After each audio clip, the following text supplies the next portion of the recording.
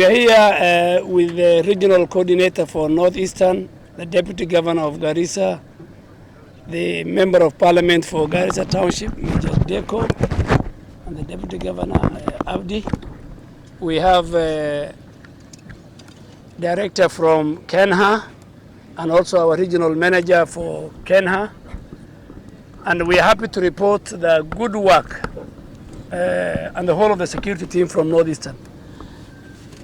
We are happy to report on behalf of the Subcommittee of Cabinet on El Nino emergency, chaired by the Deputy President, that the Deputy President of the Republic of Kenya, Honorable His Excellency Rigathi Gachagua, will be here tomorrow morning to launch a major relief distribution program for the northern part of Kenya counties. There are 38 counties which has been affected by El Nino, where people have been displaced, where a number of Kenyans have been affected, where deaths have occurred, where infrastructure has been affected greatly, particularly road infrastructure, and where the health sector is also affected with the emergency of waterborne diseases. This morning we want to confirm and we want to thank first the Ministry of Roads, led by my colleague Honorable Murkomen, and the whole leadership of Kenya for doing an amazing job on the main highways from Nairobi to Garissa, Garissa to Wajir, Wajir to Mandera, and Moyale to Mandera. These were very, very critical sections for the movement of people, goods and service, and for relief distribution. So the road between Garissa and Nairobi since yesterday is passable. They have fixed the road between Garissa, Madogo and Burra. They are working within the clock. They are working around the clock. They are working on the Garsen Lamu road, which has been affected yesterday. They are also working on a very long stretch between Modogash, Habaswein and Wajir at a place called Skansa, which we are going to visit now, and some parts of Lakbogol.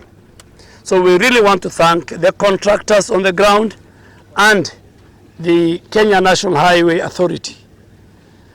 Secondly, and more important, the Ministry of Asal has got the necessary resources which the Cabinet and the President has allocated, and food distribution has started. For the first time, we have over 14 trucks here loaded with relief food, rice and beans for the affected families in Garissa. More are coming for Wajir, more are coming on the way for Mandera. The food distribution trucks have reached Hola, and the Deputy President will also pass through Tana River at a place called Madogo after he is done with Garissa.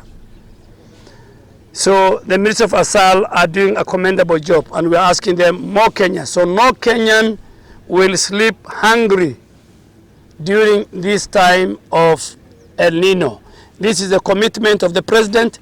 This is a commitment of the Kenya Kwanza government.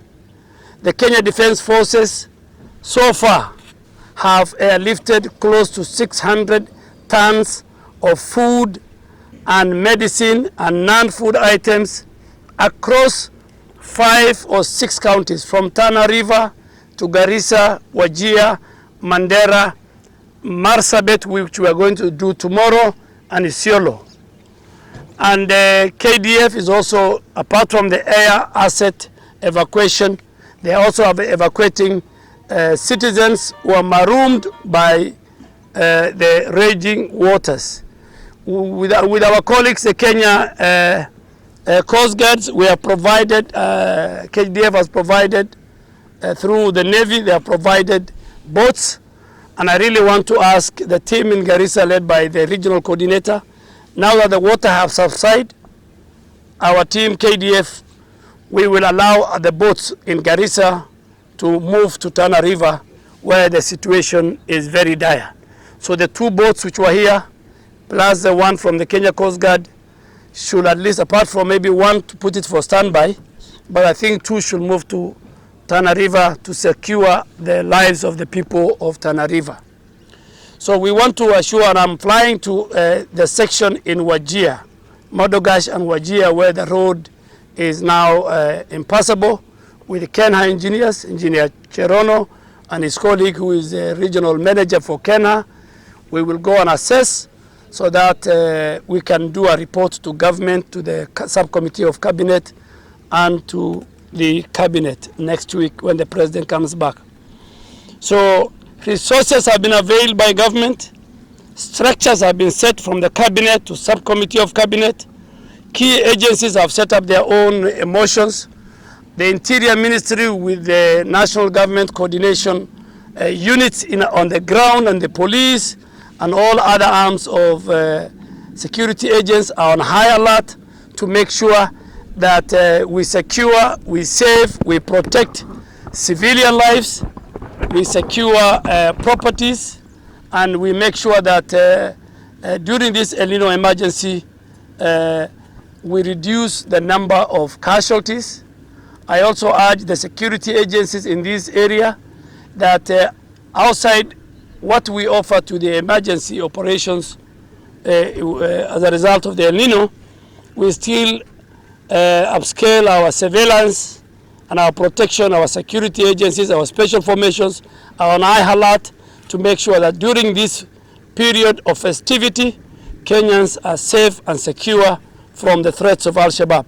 That I want to assure on behalf of my colleagues in the security sector that our teams are on high alert, our intelligence, our special forces, our ordinary police, and a special team, the GSU, the SOG, the army special units, are all our air teams are all on high alert to make sure that as we battle this emergency of El Nino, the country is also safe and secure.